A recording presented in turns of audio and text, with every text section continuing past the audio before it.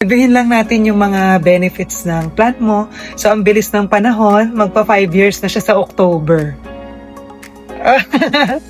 Di ba? Parang nung time na nag-chat ako sa'yo, pandemic, October 22 siya na-approve. And then, ang pangalan ng plan mo is Health Invest. Yan.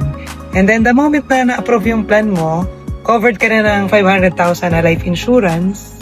And then, maliban pa doon, meron kang coverage na 100,000 until age 72.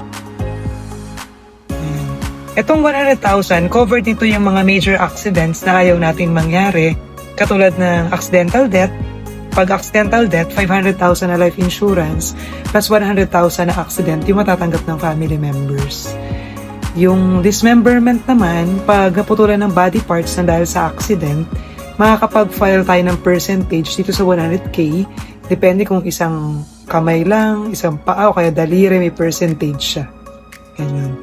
And then yung disablement, kung yung member ko na rin na accident, tapos na bedridden siya ng minimum 6 months, pwede na siya makonsider ng doktor na total and permanently disabled.